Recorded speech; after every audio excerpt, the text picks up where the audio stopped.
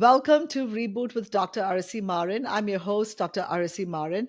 We have the pleasure of speaking to an incredible guest today, Dana Engel. Dana is a true food and nutrition leader driven by a lifelong passion to inspire everyone to embrace personalized and culturally meaningful whole food nutrition. Her journey into the world of nutrition began very early. Even her childhood playroom restaurant featured pricing structure based on nutrition density of the menu items. For Dana, nutrition, health, economics, and the culture are deeply interconnected, and she's truly dedicated her career to helping people navigate these difficult, complex intersections.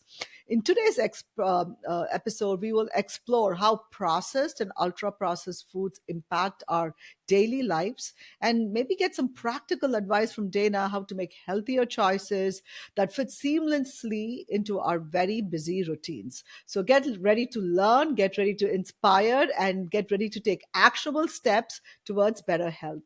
With all that, Dana, welcome to the show.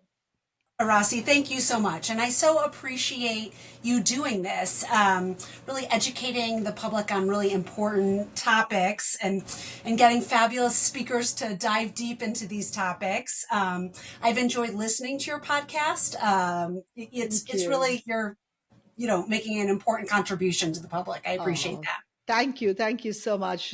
Sometimes I am like, why am I doing this? So it's good to hear such feedback. So I appreciate you telling me that. Um, so, Dana, tell us about your career. How did you go from, interest in nutrition and how did you make that into a lifelong career? Yeah.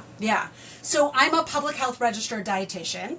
My passion is elevating the power of food and nutrition.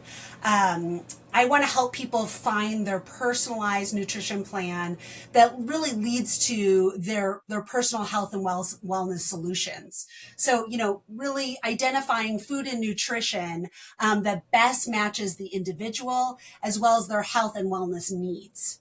I began my career as a renal dietitian, and I quickly learned the essentiality of really moving upstream to address the epidemic of diet-related non-communicable diseases. Um, you're a practitioner, so you know this, but Yes. it is unbelievable how quickly the growth and the demand for chronic dialysis units is. I mean, unreal. Most diet related non communicable diseases, things like hypertension and type 2 diabetes, result in chronic kidney disease, which ultimately leads to a reliance on dialysis. So this population is just growing leaps and bounds. Um, I quickly learned that I really wanted to move in the kind of preventative sphere of public health. And I spent really most of my professional career at the University of California Nutrition Policy Institute, where I led really large cohort studies that helped inform nutrition policies. About 6 years ago, I switched over and moved to the National Dairy Council. I lead regulatory affairs there. And I should say that the views I share today are my own views, and they're not reflective Absolutely. of National Dairy Council or of dairy farmers. But I found this as a great way to really get closer to the consumer, to really help them with their journey and kind of demystify some of, really debunk some of the information around misinformation, I should say, around food and nutrition. Fantastic. So, Dana, I want to just go a couple of things just for the audience. You have to get a public health person to come and talk about communicable and non-communicable diseases. I haven't heard those terms since the COVID pandemic. So basically, communicable diseases are diseases which are spread by touch, like your cough, cold, things like that. And Yeah. non-communicable are just more environmental diseases, or it just doesn't spread from one person to another by touching or something like that. That's your day to day, and that's my day to day. Honestly, cardiac disease or coronary artery disease is a non-communicable public health disease, and we are just victims to it. And I think high blood pressure falls under this, diabetes falls under this, obesity falls, obstructive sleep apnea, kidney disease.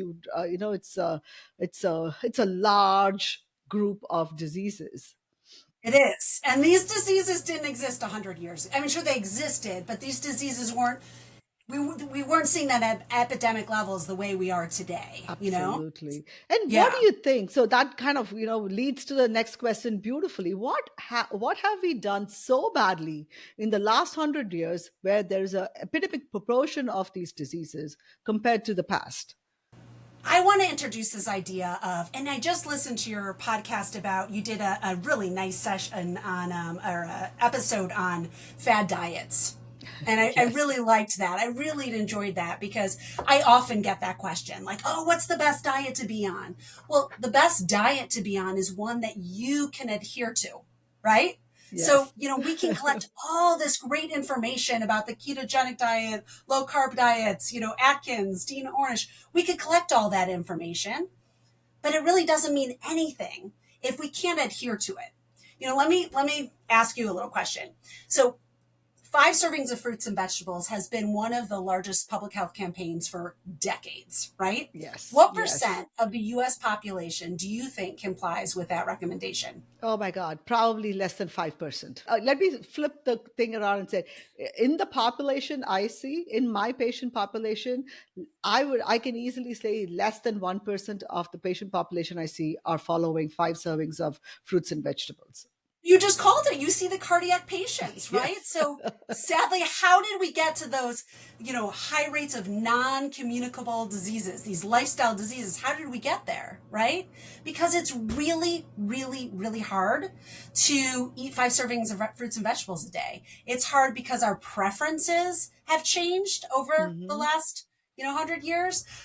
What we have accessible, oh my gosh, our food environment. We live, people talk about it, but don't really stop to think about it. We live in an obesity genic environment, right? Absolutely. So it's Yes. so easy for me to get a sugar sweetened beverage anywhere I am than it is for me to, get an accessible fruit or vegetable. That, I mean, across the board, there's nowhere we can go where that statement isn't true within the US.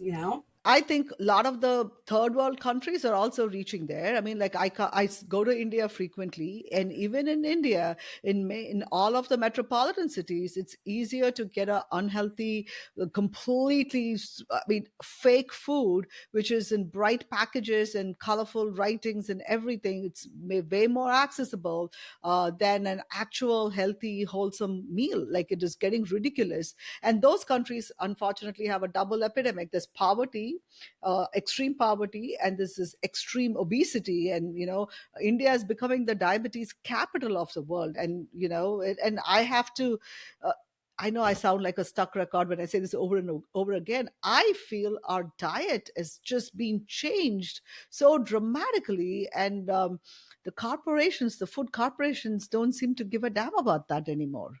Well, it's hard. I mean, this is my expertise, right? This Hmm. I've been doing this since I was 20 years old, right? I'm not 20 anymore. But I've been doing this for a really long time, and it's hard. I mean, so you would think, "Oh, well, she must eat really well." I do eat pretty well, but I prioritize it. I mean, I think about it all the time. I think about like, what are we going to eat? What's my daughter going to eat for breakfast tomorrow morning? And I live somewhere where I have access to the grocery store and I can go. I usually go to the grocery store every other day because I Oh, want wow. things that are fresh for her. I mean, Hmm. but it's a commitment that most people can't make. Yes. I'm that's a privilege that I have. Most people cannot make that commitment.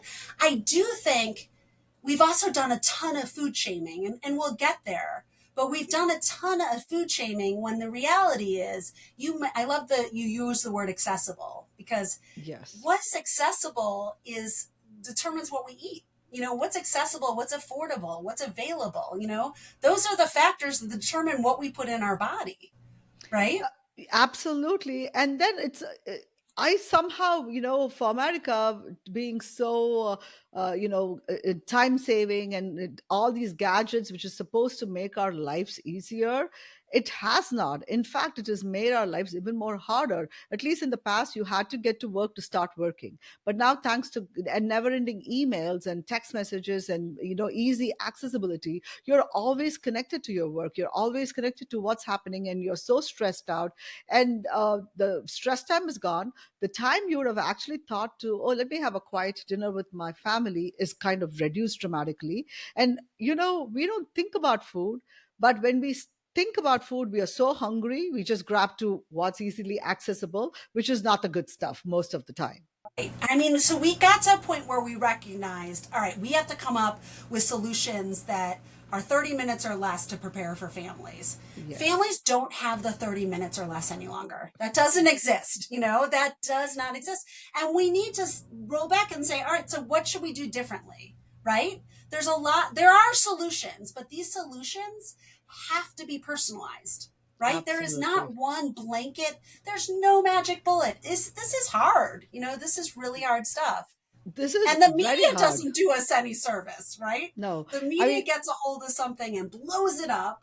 And then we think, like, oh my gosh, I shouldn't have been eating. The latest is I shouldn't have been eating fortified breakfast cereal because as I get older, that higher I just read this study and I'm not even going to go down that, but it's related to folate levels and aging.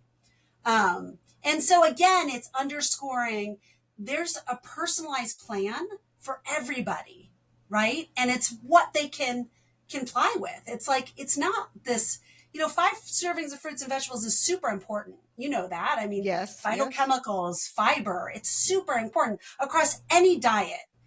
They're going to recommend, at least 5 servings of fruits and vegetables. Maybe within the group of fruits and vegetables, people recommend different, cruciferous, I hate that word, but Cruciferous. green, dark green Yes. vegetables, less potatoes, things like that. There could be specific recommendations, but they're hard things to adhere to, really hard things to adhere to. I mean, with all the changes, we still haven't found ways to keep vegetables still healthy and also taste differently. And there's also, like, fetal processing and what we are exposed to when we are children, right? I was a Right. terrible picky eater when I was a child. So till I went to medical school, and in my third year pathology, I realized, oh, if I don't eat fruits and vegetables, I'm going to get colon cancer. I did not personally change my diet. I was just eating like rice and yogurt and chicken. That was my palate. So there's also this component of behavioral processing. I probably had some form of sensory processing disorder, and I probably needed a speech language pathologist to introduce different textures or something. But it's not possible. So I love the fact that you keep saying it needs to be personalized to each individual family or each individual person. I want to talk more about that, and maybe you can give me like brackets of a few brackets where people can put themselves in it and look at things. But I want to kind of go into, we keep saying processed food, ultra processed food. What do I mean by that? What does it mean to you when you say processed and ultra processed food? I love that question. That's today. That's the headline today. Like ultra processed foods are bad. They're bad. So let's pause. What is an ultra processed foods? Well, an ultra processed food is classifying a food based on its processing. So it's a little subjective, right? It's the Okay. amount, the nature of processing. And there's a lot of different classifications. There's a lot of different ways that people classify or systems that classify based on processing. The most popular one is NOVA.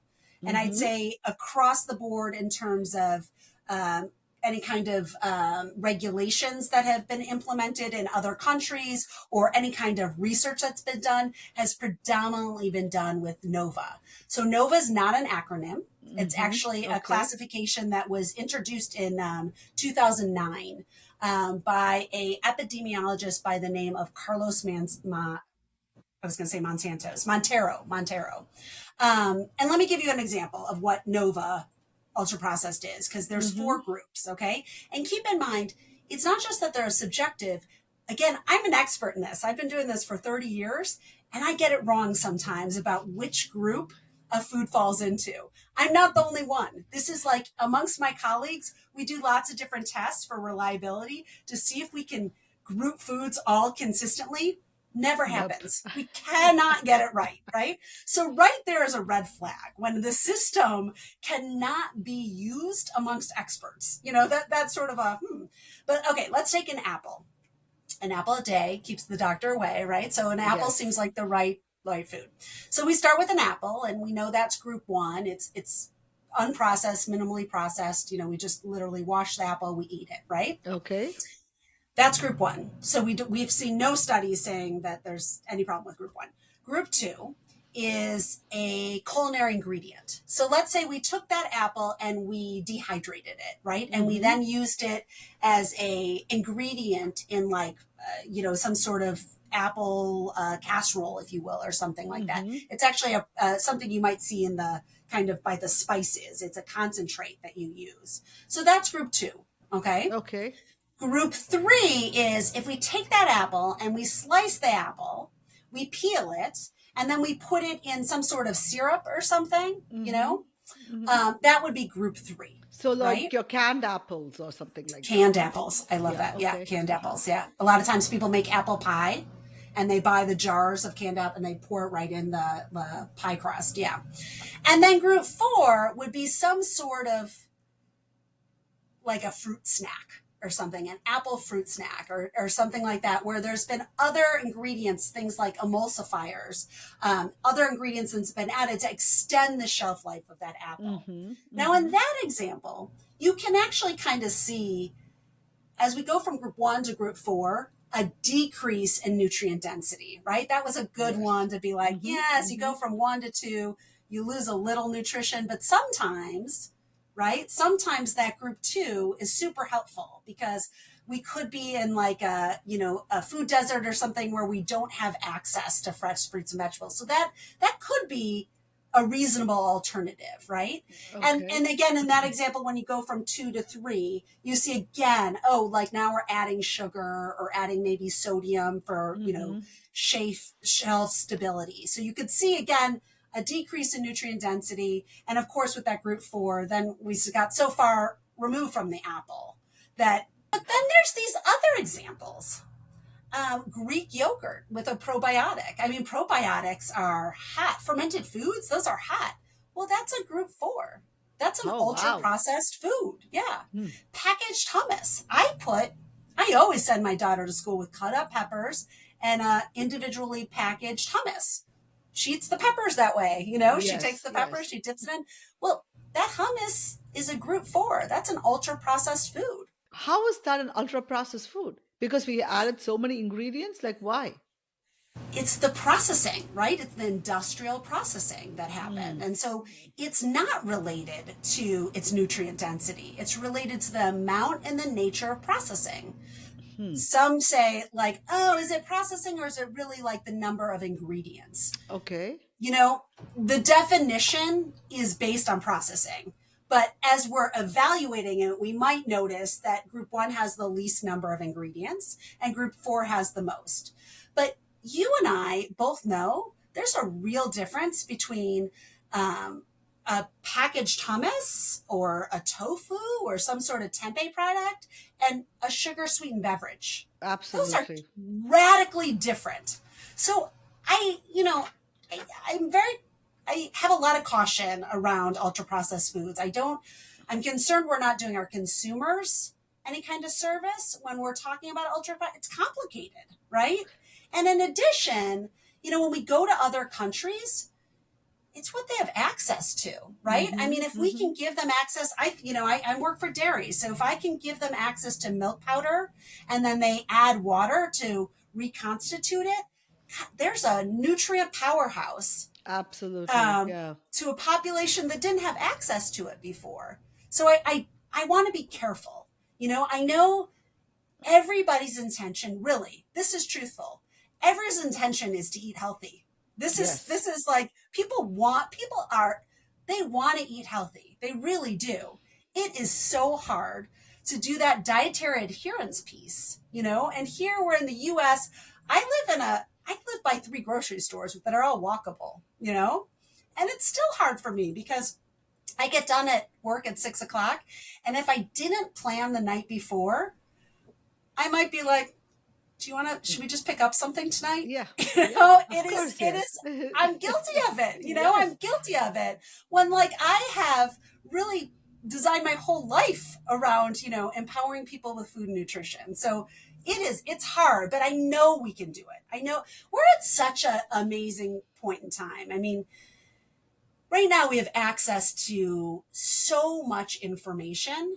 You know, we can track our sleep, our physical activity. We can get a whole slew of information about our genes. So we can actually know exactly the right diet that would ward off any kind of chronic disease, right? Absolutely. And that's Yes. going to be different for me and you. You know, Yeah. Yeah. it's, you know, my response to, you know, that apple is different than your response to that apple, and we can wear continuous blood Glucose glucose monitor. monitors. Yeah. Yeah, we Yeah. can know that. But it's not a matter of, you know, knowing what the diet is, right? It's a matter of how do we need to like think from a public health lens.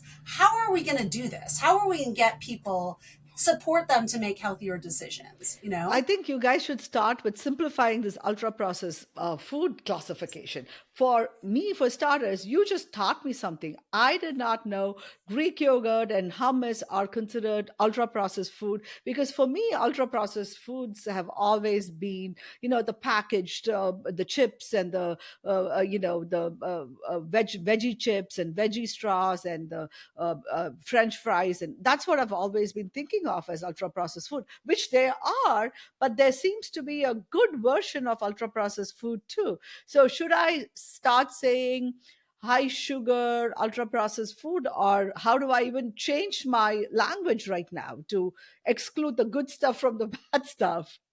I know. It's really tricky. I mean, our our we have a federal dietary guidance. Mm-hmm. And I know it's a big document, but in a nutshell, it says focus on nutrient dense foods. So those foods, those whole foods, focus on those foods. Okay. Be thoughtful about sodium, right? Okay. We're Yes. not supposed to get more than 2,500 milligrams per day. Be Yes. thoughtful about added sugar, Okay. and be All right. thoughtful for some people, saturated fat. They need to be thoughtful about saturated fat too. So there's these three nutrients of kind of that we got to our watch outs. And then there's this plethora of nutrients that we want in copious amounts. You know, we Yeah. want micronutrients, you know, we want to, the concern I have about elevating this ultra processed foods, as you just said, this class 4, if we gave people the wrong message about ultra processed foods and they started looking at the lists of class of group 4 foods, we could introduce some nutrient gaps, right? we Absolutely. Yeah. Yeah. fortify Yeah. we Yeah. fortify breakfast cereals Mm-hmm. because we know that folic acid is super important, particularly in women of childbearing age. And we essentially almost got rid of neural tube defect by Mm-hmm. fortifying our breakfast cereals, right? Absolutely. So Yeah.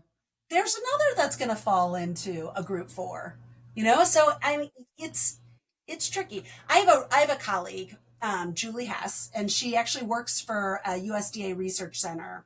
She did this amazing study where she created 7 days of a diet plan that was mostly based on that group 4, you know, those Okay. ultra processed foods deemed by Nova, right? Mm-hmm. So she did 7 days of meals. Now her experience, she has, I won't do it justice, but she's like, you know how hard it is to figure out if something's class 4 or 3? I'm like, yeah, I know. I mean, it's so complicated. It's so Okay. complicated. And Julie's got her PhD. I mean, this is like, you know, these are, we're smart people, you know, like, but anyway, so she built this diet plan for 7 days based on 90, I forget if it's 80% or 90% of the calories. I think her goal was 80% and she got to 90% of the calories came from ultra processed foods. So that group 4, let's just call it the packaged hummus group, right? Okay. Yes. So we have a way of measuring diet quality, and it's called a healthy eating index. Okay, Okay. Arasi, you are a very intelligent woman. Average American. What's there? It's a 100% scale. So Mm-hmm. you know, you're doing fantastic. You're eating those nutrient dense foods. You're not surpassing the 250 milligram sodium. Low sugar, low saturated fat. So average American. What's their score? 45. She got 86. She built this and then used that assessment tool and she got 86. So, Oh, what does that wow. say? What does that tell us, right?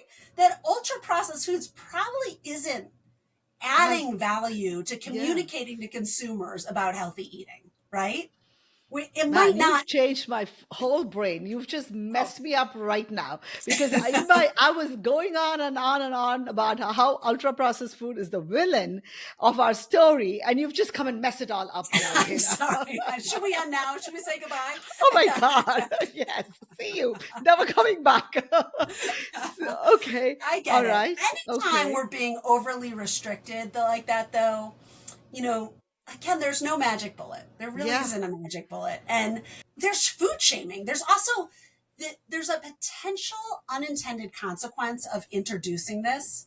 You and I kind of touched on, well, this could really impact food insecurity, right? If we Mm-hmm. started sending the message that do not eat, if we demonized ultra processed foods, then you've got someone who is really short on Yes. resources Mm-hmm. and they start looking at their shelf stable milk or their shelf stable plant, whatever it is, and they start thinking, "Ooh, I shouldn't buy this," but Yes. there's no Yes. alternative for them. Mm-hmm. Fresh fruits and vegetables. We just said it's hard for us. It's hard. It's really hard. You actually hit on a very nice point there, like how because of all this, like so many social media messages. I mean, I have to include myself in that now. We throw all this stuff, and for a regular person to process all this when it is so difficult for experts to figure it out. So how does a lay person go about their day-to-day life without feeling overwhelmed by this information? How do they navigate this? I mean, should the narrative be eat as close to nature as possible? I mean, how do we even talk about this? Yeah, so like I've said, there is a diet for everybody. It's probably a different Yes. diet for everybody. And I really encourage people to work with somebody. I'm a registered dietitian. We're food and nutrition experts. We now, in several states, have coverage by health insurance. Hmm. Um, we need more support from practitioners, medical practitioners, of like, we need to start thinking that food nutrition is a health and wellness solution. Mm-hmm. So when we get that narrative and we sort of elevate the power of food and nutrition, we've known this for a long time, right? But Yeah. it's Yeah. hard. But so when we really kind of socialize it and make this the norm of like, this is what, there's no silver bullet. There's no Yes. diet that works for me that also works for you, right? But this idea, we're impatient, right? This idea of these like really small changes that will have a big impact. Mm-hmm. People Mm-hmm. want to do more. When I used to do one-on-one counseling, and my ask was, I'd say for the next 6 weeks, I like you to try and, do one vegetable, get one vegetable in from wherever you are, add one vegetable, and we'd find the right vegetable that worked in their lifestyle and everything, and Mm-hmm. just do this one extra vegetable. In some cases, it's going to 0 to 1. In some cases, it's going to 1 to 2, but just one. Do that for 6 weeks. People were impatient. People Mm-hmm. were like, no, no, no, no. I want to do more. No, no, Yeah. I could Yeah. do Yeah. that. Yeah. I was like, no, 6 weeks is hard. It's Yeah. really, really, Yeah. I'll do it with you. It's really hard. And I know that when you hit that 2 week mark for me, Mm-hmm. it's hard, but Yeah. if you can get to that six, so it's these small incremental steps that I really, really think is what we got to all adapt to. That's I one thing about when I was in dialysis, I got to see my patients, 3 times a three week. times a week. Yeah. Right? So it was like this personalized nutrition plan. I mean, And this they is were tertiary. truly a captive audience as well, right? They can't go They were. anywhere. They're hooked up to the dialysis machines. Yeah.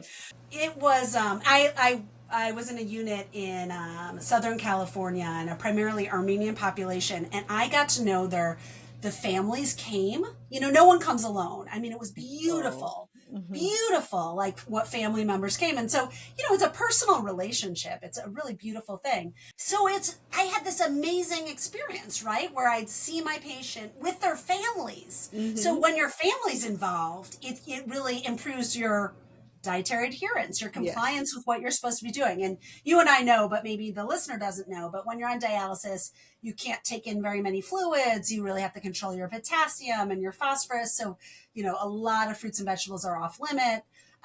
We really moderate your protein levels, and it's a very prescriptive diet.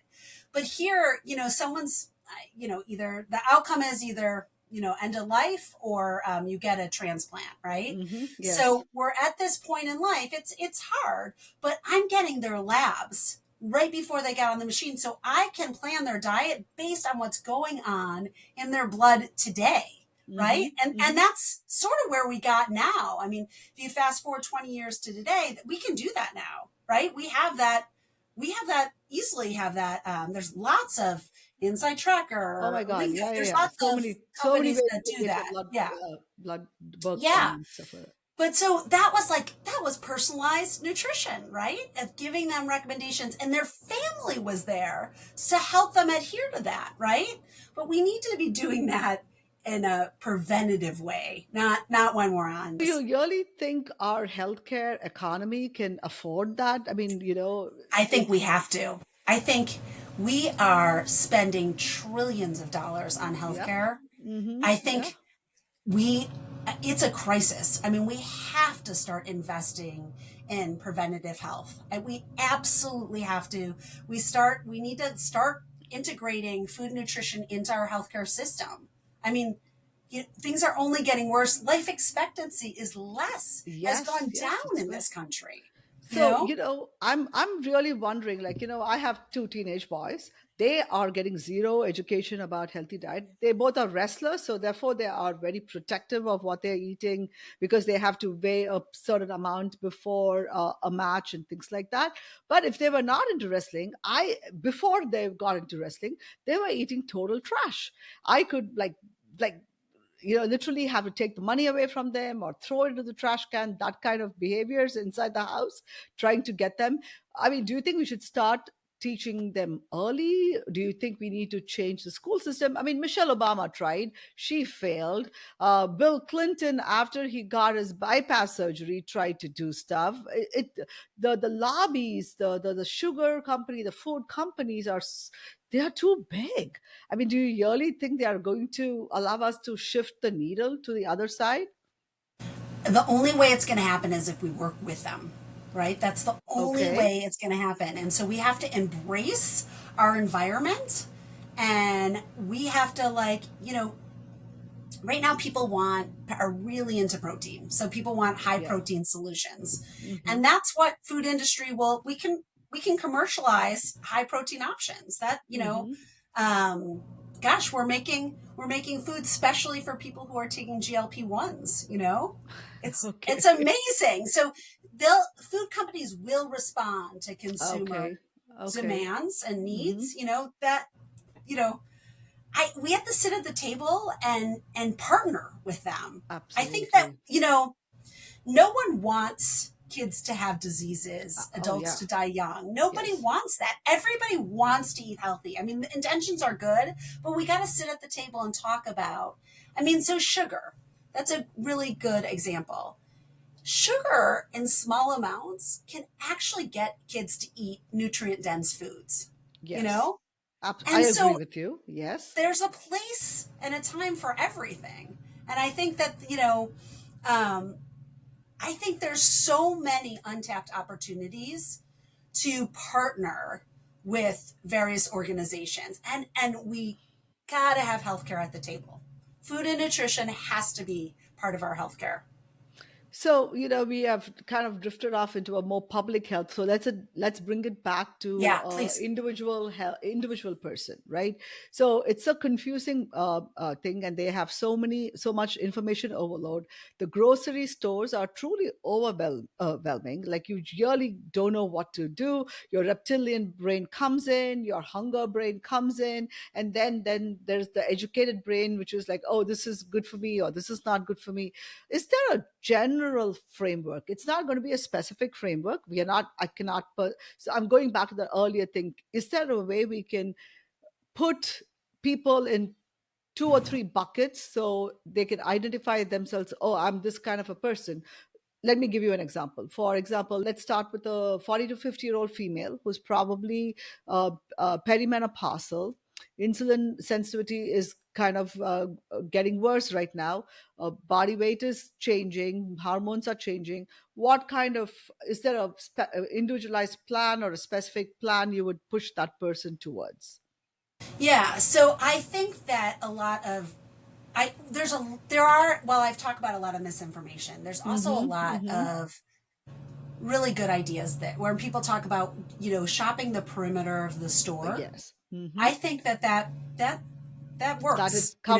covers pretty much most age groups and most individuals, just that, right? Just that. I think also preparing ahead. I think that for me, it's a Sunday night ritual.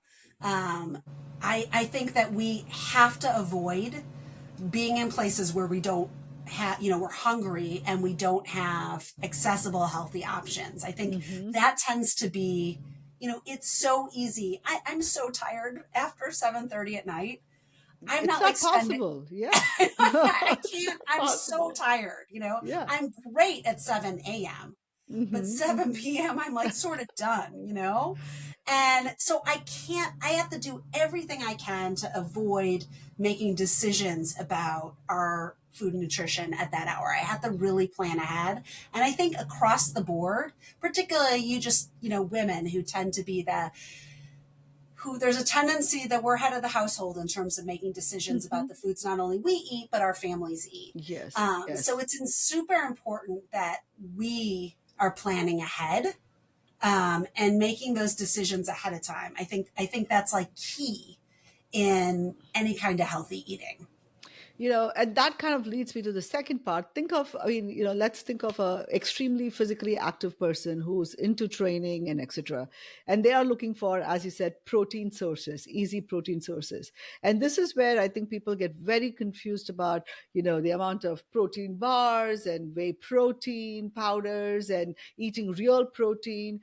And all I can say is if you have access and the time for real food, go for it. No one's going to stop you from doing that. But if you don't have that access and you need to get protein, then maybe whey protein is your choice or a protein bar is your choice. It is better than not eating protein. That's how I'm looking at it. And what do you think about that with the protein bar I love rule that in you it? mentioned, because shame on me to have gone 40 minutes without mentioning physical activity, because that's as important.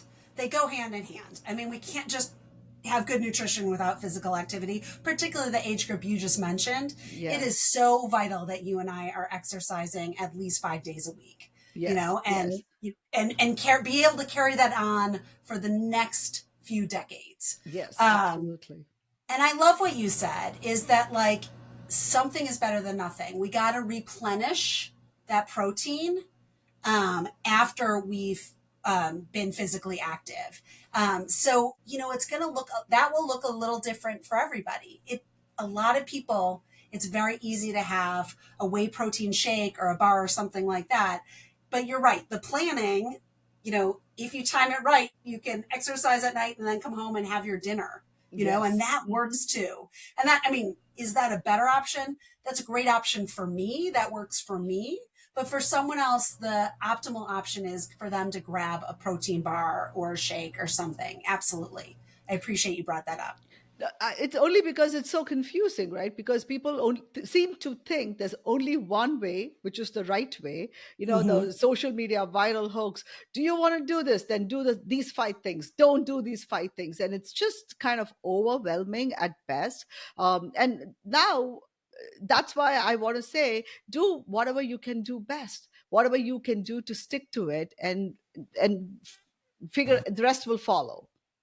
So you and I have had a little chance to spend some time together, and the way I treat myself every day is I start Yes. every day the same. And this is sort of a newish behavior. I've been doing it for about 2 years, and it's my treat. It's something I do for myself. And that is, I start the day with a yogurt, nut, and fruit like parfait. I It's a was sitting huge right bowl. next to you in class. I saw that. Yeah, so it's a huge bowl. And we're both in school right now. So my Yes. other colleagues have also noticed, like, have you seen what Dana, I mean, I pull out something that's it's huge, but I do it for myself. It feels, so I'm starting off the day with like this, nutrient dense powerhouse of a meal. And I feel like I've got this advantage the rest of the day, that I Yes, like had yes. this. It has made such a difference in my 3 o'clock hour. I have found in the past, 3 o'clock was a tough time for me where I just I needed a pick me up of some sort. I'm a total chocolate person. I have a drawer next to me. I'm a Yes, total yes. chocolate junkie. So at 3 o'clock used to be time I ate chocolate. My kids got aware of my chocolate drawer. So, but it's not a thing for me anymore. It's not. I don't even know when it's 3 o'clock anymore because I just like set things up differently, and that's my treat to myself of that. Like I got this. I'm starting the day with something that makes me feel really empowered. And I also was someone I wasn't eating enough nuts, and I think there is a real value in nuts. So this Absolutely. is also Talk a way about that nutrient dense food. Nuts are like the most nutrient dense food ever. Yeah. yeah, yeah, they are power. And we don't even know nuts are magic. There's all kinds of bioactives and phytochemicals in nuts. We don't even, whatever's on the label, that doesn't even tell, a little bit of the True. story. There's so much more nutrition going on there than we're putting on the label. Yeah, It's emerging absolutely. evidence. True. So like how you had your big parfait or yogurt parfait, mine was vegetables are still difficult for me to eat. Okay, so the only way I could convince myself is there's a South Indian meal, like a gravy thing called rasam. It's basically pepper with spices, and it's very tasty. I would take a cup of that rasam and put a cup of spinach, a cup of kale, and and a whole avocado and a ghee, tablespoon of ghee, and blend it all up. It comes out as a super delicious, yummy green thing. And that's my vegetable serving for the day. I'm like, if I do this, I'm done. It's so funny. I was just talking to someone from South India earlier, and I was like, the food there doesn't taste like when someone from India makes it here. True. The vegetables are so different. They're amazing, I mean, amazing. if you talk about access to fresh food, right? Not now, but at least when I was growing up, there'll be a vegetable vendor pushing the cart of vegetables right in the front of the street every day. The milkman will be taking his fresh milk and with his cow, they will milk the cow in front of you and give it to you. It's fresh food. The concept of coming to America and see food in the refrigerator was so weird. Like, what? Why buy fresh food? So of course now we are all just completely India is becoming more and more Americanized, and everyone is like grocery store dependent, and all of those habits have gone away. But simpler times, there was value in the simpler living we had before right now. Yeah, for sure. Um, I know it's a real shame. There's so many awesome things and opportunities going on today, but I mean, I miss, I've gone to Europe before and like you go to these little, farmers markets and pick up things on the way. And True. it just, Yes, yes. uh, you know, there's a Yeah. beauty there. you Yeah, a beauty know with food. I want the to that bring was something up. You're making me Yes, please. realize that there's one point about ultra processed foods, particularly the Nova. So, like I said, there's a lot of different types of classifications. Nova is just the most used framework. So the four groups I went through, those are based on Nova. The classifications are all slightly different. They don't match up that well. So Greek yogurt in Nova is group four, and another classification system it might be three or two. So it's Okay, all it's so all a little different, just to add some more confusion, right? absolutely. When we look at I am really intimate with the body of research on that group four from Nova and any kind of there's that word non-communicable diseases. So the Hmm. your cardiovascular disease, your hypertension, even some of your mental health disorders. There's been studies Yes, on like yes. depression, Depression, right? bipolar. Yes. The most of that literature, with the exception of two studies, So that whole body of literature, except for two studies, and one only came out this summer, so there was only one study, is observational in nature. So can you believe that we're talking observational means that, you know, there's no way of proving cause and effect. You Yes. cannot drive any conclusions about cause and effect relationships. It just says that these two things are associated, Yeah. right? That's important. And it's important for a scientist to tell you, oh, maybe I should study this in a randomized controlled trial. And that's what a colleague did. You know, Dr. Kevin Hall, that was the first, 2019 was the first randomized controlled trial really looking at that group for ultra processed foods and energy intake and weight changes. You know, it was 20 adults. They kept them in like a clinical unit, and they Mm-hmm. provided the food. There's the Mm-hmm. dietary adherence piece, right? Mm-hmm. I always think of ketogenic diets. You know, people have great adherence to ketogenic diets when they're given the food, right? Absolutely. But it's very hard to follow a ketogenic diet when you have to prepare it yourself, you know? I have Just, personally done it. And yes. I mean, that was in a time when I had time. And honestly, it's tasty food. I loved my ketogenic diet food. And I also didn't go crazy keto, it was a lot of green leafy vegetables and a lot of avocado, a lot of salmon, a lot of chicken, and, my own way of doing it. But you have to have time to cook it. It was, That's a hard one. That's a hard one. I mean, yeah, there's great outcomes, but yes, yes. you have to comply with the diet, you know? Yeah, yeah. Um so I was going, so the wealth, the huge body of research is in observational studies. So we have this one Kevin Hall, who's NIH researcher. 20 adults actually saw deleterious effects from, a high ultra processed foods. I forget if it was 1 week or 2 weeks, so don't quote me on that. But so that's Okay. one randomized control trial, 20 adults. And then this summer, a second randomized control trial came out, 9 adults. And that one was 1 week intervention, 2 week washout, and then another week of whichever intervention you weren't Hmm. on before. So Okay. it's just it's it's troubling to me that we have gotten this message out about ultra processed food when the body of literature isn't so great.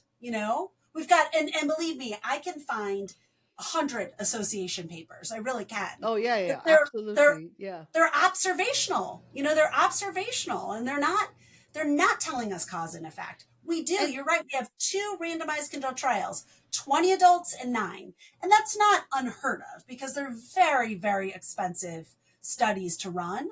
I just want to lay some caution, right? Is that thank you this for doing that. Like, because, and also the other side of it, these studies are so hard. Do you really know the entire impact in particular intervention is having on the entire human life by studying them just for 1 week? You right? know, you may Yeah. have some reflective blood work, but it does not tell the whole story. So it's such a difficult topic to actually do studies and understand. So you honestly have to go with personal anecdotal stories, if you ask me. Right, right, right. Yeah. Yeah.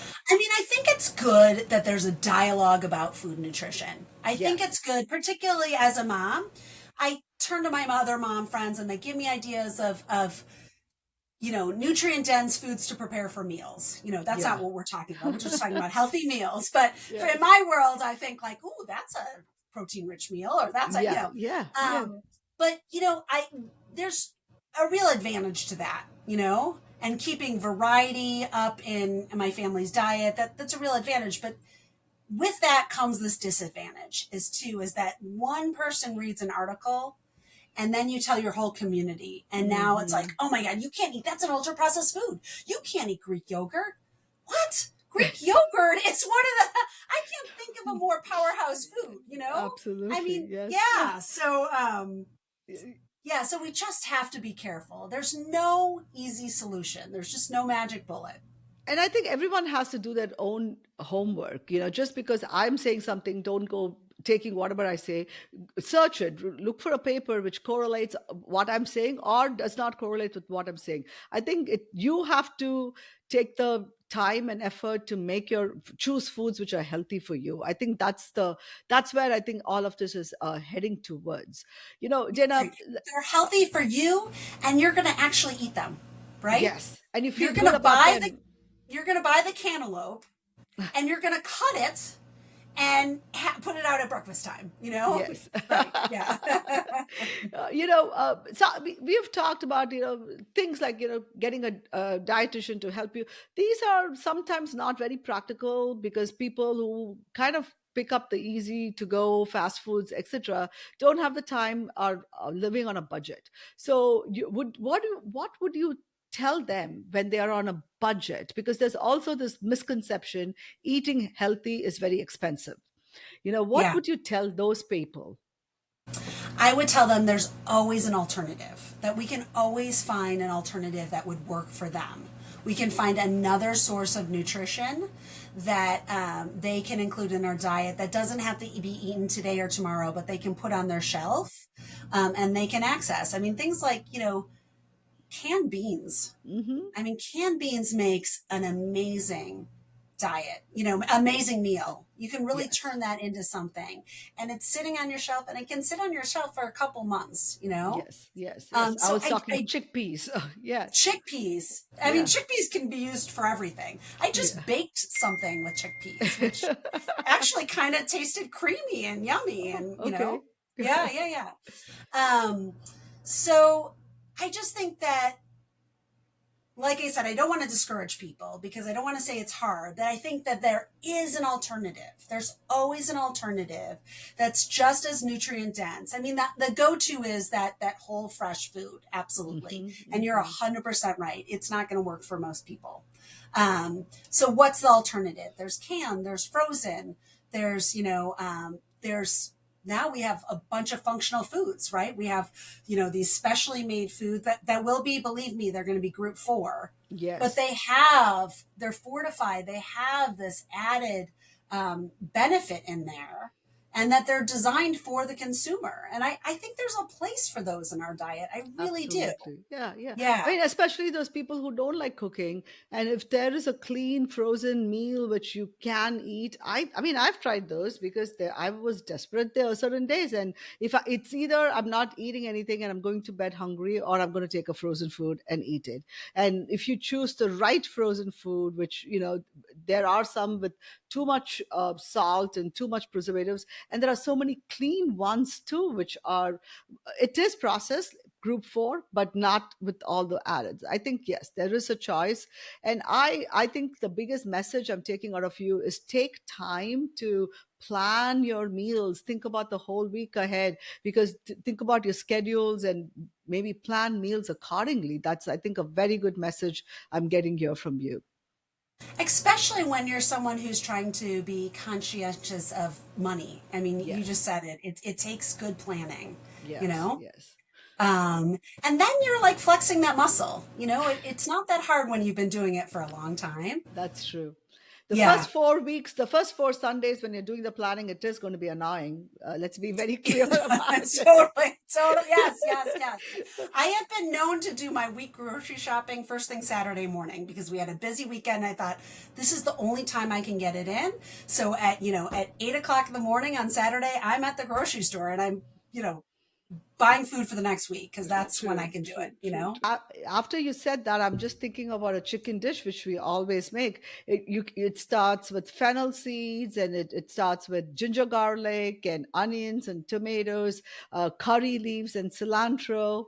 I might be missing, but there's already like 6 or 7 plant-based stuff in one dish, and it's In a one dish. yeah, and it's a meat dish. Yeah. It's not even a vegetarian dish. Right, right. I mean, Yeah. but there's magic that happens, and we've gotten away from this. Like, let's be Hmm. honest. This Yes, yes. doesn't exist so much. Not to put you on the spot, but when is the last time you made that chicken dish? No, you know what? It's the MBA. Let me finish it, and then I'll get back to cooking. So it's 1.5 years. I but hear the, you. I mean, but the thing is, we try to, even though I joke about it, Saturday or Sundays is the time we all cook together. My son, as I said, he's in wrestling. He cooks his own food. This 17-year-old boy, since the age of 13, has been cooking his own food. He refuses to make it for us all the time, which would have been so helpful. But he weighs his food and cooks his own food. And when he's, sometimes I get inspired, maybe some guilt, and I'll cook with him on a Saturday or a Sunday. I mean, if we, what a service you're doing for him. Him Oh, learning how to cook. I mean, that is fantastic. Fantastic, right? true, I true, mean, what true. a skill to go. We should all learn how to cook, Oh, right? yeah. We should all be learning how to cook. I wish And my second son would learn that, but this boy, I think COVID taught him that, and mhm. truly, and because of that, he actually reads about the ingredients and everything. It's interesting to watch. It's truly interesting to watch. Yeah, I know. We all really need to be that connected with food. Yes, that Yeah, connection. Yes, absolutely. All yeah. right, Dana, we are coming to the end of the hour. I don't know how quickly this past 60 minutes has passed away. We've talked so much about so many different topics, from policies to processed food definitions to shopping around the perimeter of the grocery store. And I think the most important takeaway I have got from you is to plan the meals the week ahead so that you can make better choices, and not to shame ourselves just because we are grabbing a processed food or a protein bar because that's the only thing you have access to. Any final words from you? Well, I just am really appreciative that you are a medical doctor and you see the value of food nutrition. We need more of our practitioners to really give space to the True. value of food nutrition as a health and wellness solution. So kudos to you. Thank you. Thank you so much. And I truly appreciate you taking this time. That's so fun. So fun. Yeah. Great to see you. Thank you so much for listening. If you found us valuable, you can subscribe to the show on Apple Podcasts, Spotify, or any of your favorite podcast app. And also, please consider leaving us a rating or a review, as that helps others find the podcast too. I hope you have a great week ahead.